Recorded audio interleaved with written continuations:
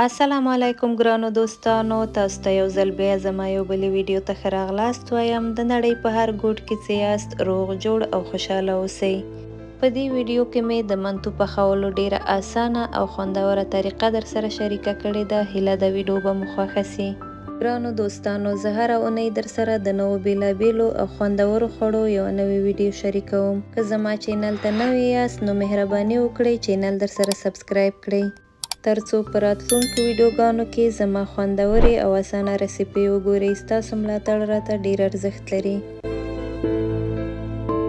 اول په یو دیګ کې نیم ګیلاس غوړ اچوو، ورپسې میده سوې غوښه ور اچوو.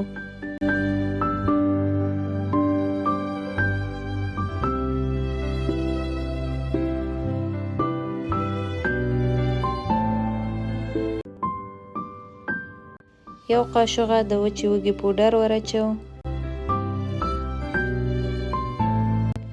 یو قاشوغه تور مرچ،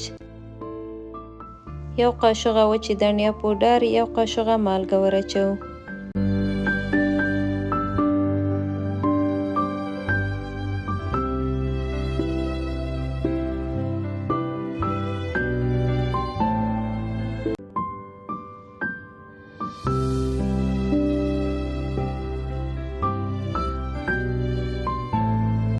غوښه چې ښه سره سوه، اوبه یې وچې کړلې، پیاز ور اضافه کوو. پیاز مو چې دیګ ته ور واچول، همدا یوې دقیقې لپاره یې پرېږدو. ډېرې نه پخوو چې بیا پیاز اوبه پرېږدي. په منتو کې چې هر څومره پیاز زیات وي، همغومره یې خوند ښه کېږي. یعنې د غوښې په اندازه 2 برابره یې پیاز ور واچوئ. دلته ما نیمه کیلو غوښې ته 8 دانې میانه سایز پیاز ور واچول.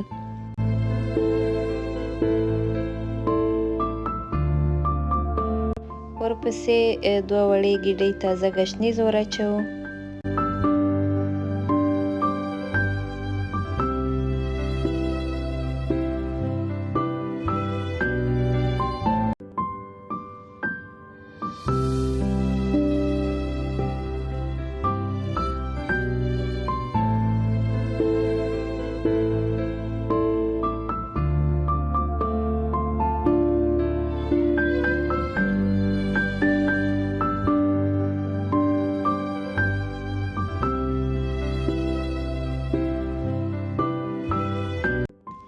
دلته غوښه تیاره سوه، یو څنګ ته یې ږدو ترڅو نور مواد ورته آماده کړو. دا دال ما یو ساعت مخکې له ګرمو اوبو سره خیشته کړي وو. جوش ورکوم چې نرم سي. دال نرم سو، اوس ورته لواب جوړوم. په دیګ کې غوړ اچوم، پیاز ور اضافه کوم، اوږه ور اضافه کوم، پیاز او اوږه ښه سره کوم.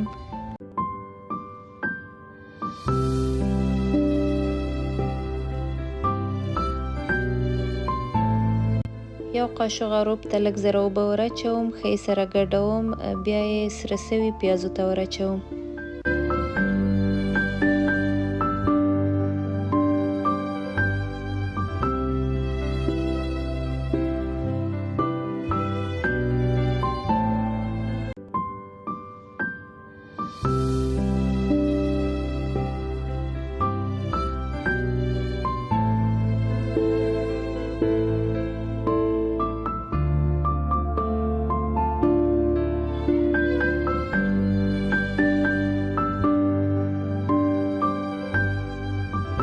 یو وړه قاشوغه کورکمن ور اچوم، یو وړه قاشوغه سره مرچ، یو وړه قاشوغه مالګه ور اچوم.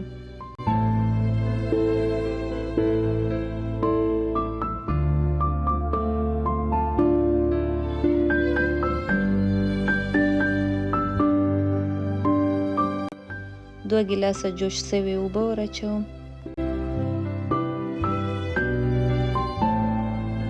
نرم سوي دال ور اچوم. 15 دقیقو لپاره یې په نرم اور باندې نور هم پخوم.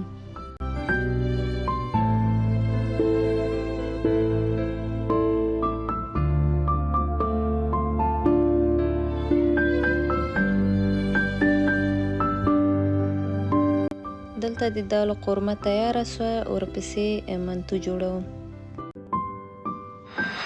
دا منتو مې له تیار بازاري اوړو څخه جوړ کړی ده. د دې تیار اوړو کار ډیر اسانه ده. په ځانګړي ډول کله چې وخت مو کم وي په ډیر لږ وخت کې منتو پرې تیاریږي.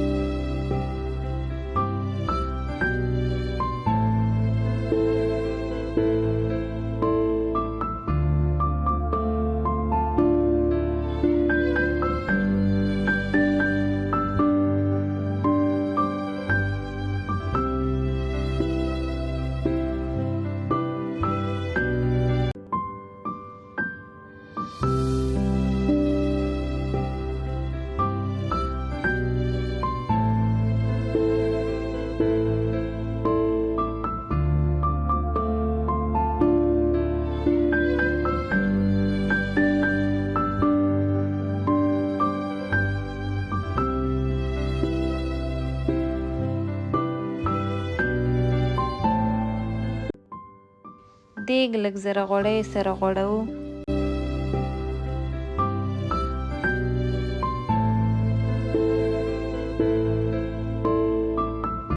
منتو په دیګ کېږدو. د دیګ په لاندې برخه کې اوبه اچوو. د اوبو بخار منتو نرموي. بیا شاوخوا 15 دقیقې دم ورکوو.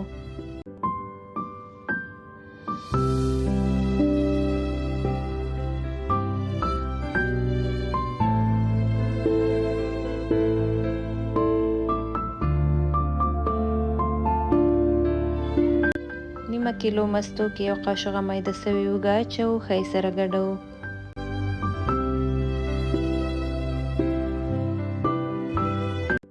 تاسو وینئ چې منتو مو ښه نرم او پخ سوی دی.